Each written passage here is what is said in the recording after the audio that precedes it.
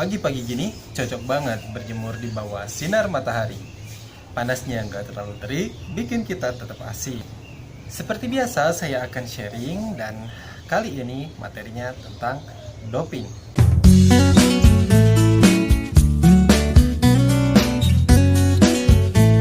Sebelum saya buat video ini, saya sempat searching dulu di YouTube tentang doping. Ternyata saya malah nemu doping yang dipakai untuk ayam, dipakai untuk burung. Mungkin doping yang diberikan pada burung itu untuk diadu saat berkicau. Tapi untuk ayam saya nggak tahu itu apakah untuk adu saat berkokok atau diadu dalam artian berkelahi. Tapi di video ini karena saya bahas olahraga, jadi dopingnya yang berkaitan dengan olahraga. Dan saya yakin sebagian besar teman-teman udah tahu tentang doping yang dipakai di olahraga. Simpelnya doping itu adalah sesuatu yang diberikan kepada atlet pada saat sebelum atau setelah pertandingan untuk meningkatkan performa mereka. Tapi secara definisi, doping adalah penggunaan zat kimia, baik sintetik maupun alami, ataupun metode yang secara artifisial dapat meningkatkan kemampuan fisik dan psikis seorang atlet pada saat sebelum dan sesudah pertandingan. Badan atau lembaga yang mengurusi doping di dunia adalah WADA, yaitu World Anti-Doping Agency. Dan di Indonesia ada perwakilannya, yaitu Lembaga Anti-Doping Indonesia. Pembahasan tentang doping pasti luas banget. Tapi di sini saya akan membahas beberapa jenis doping serta pengaruh dan efek sampingnya. Ada sekitar 10 jenis doping yang akan saya bahas di video ini. Yang pertama adalah steroid anabolik. Steroid anabolik adalah salah satu doping yang paling umum dan paling banyak kasus penggunaannya. Pemberian steroid anabolik dapat menimbulkan peningkatan pembentukan protein, menghambat efek katabolik glukokortikoid, dan peningkatan kecepatan kontraksi otot. Steroid anabolik dapat memberikan efek negatif pada sistem syaraf pusat, sistem endokrin, hepar, jantung, ginjal, dan kulit. Pada sistem syaraf pusat dapat menimbulkan depresi, psikosis akut, serangan pembuluh darah otak, perilaku agresif, dan lain-lain.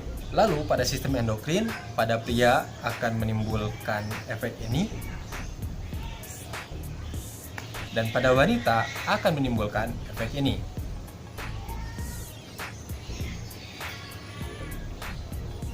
Pengaruh pada hepar antara lain peningkatan kadar enzim hati, kanker hati, hiperbilirubemia, kolestatik, dan sirosis hepatitis.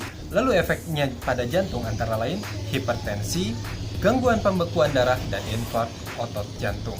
Efek pada ginjal antara lain edema, kelainan faal saat tes ginjal, uretritis, dan lain-lain.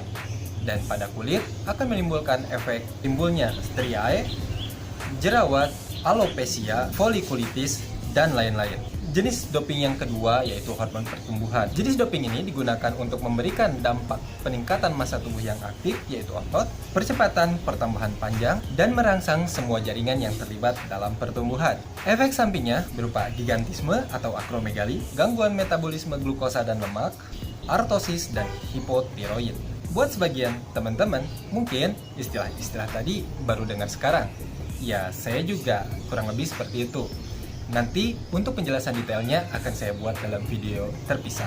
Jenis doping yang ketiga yaitu kafein. Alasan penggunaannya karena kafein dapat meningkatkan kemampuan metabolisme aerob sehingga meningkatkan performa fisik. Penggunaan kafein dalam jumlah besar dapat menimbulkan gangguan tidur, iritabilitas, dan delirium. Jenis doping yang keempat adalah penyekat beta. Alasan penggunaannya karena dapat menimbulkan kontrol motorik yang baik, menurunkan denyut jantung, dan mengurangi tremor. Hal ini dapat menjadi keuntungan pada olahraga yang mengutamakan aspek akurasi, seperti memanah, menembak, dan sebagainya.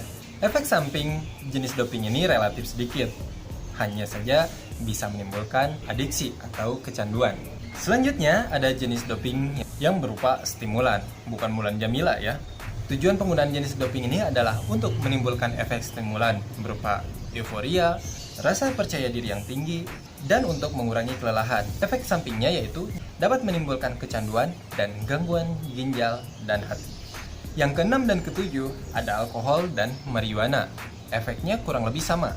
Alkohol dan marijuana dapat mempengaruhi sistem kerja syaraf pusat, sehingga orang yang menggunakannya dapat menjadi lebih berani dan hilang rasa takutnya.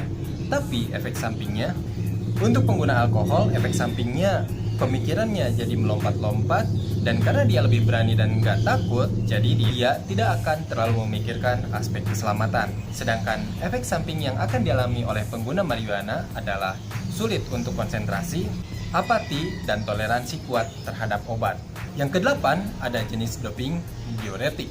Tujuan penggunaannya adalah untuk menurunkan berat badan dan membersihkan tubuh dari efek obat-obatan terlarang. Tapi ini sifatnya hanya masking effect. Yang ke-9 dan ke-10 ini juga mirip, yaitu jenis doping eritropoietin dan doping darah. Keduanya memiliki tujuan untuk meningkatkan kapasitas sel darah merah, sehingga akan menambah kapasitas transportasi oksigen ke jaringan tubuh. Namun, pada doping eritropoietin akan menimbulkan efek samping berupa meningkatnya kekentalan darah sehingga membebani kerja jantung. Selanjutnya, untuk bahan dan modal terlarang saya tampilkan dalam tabel berikut.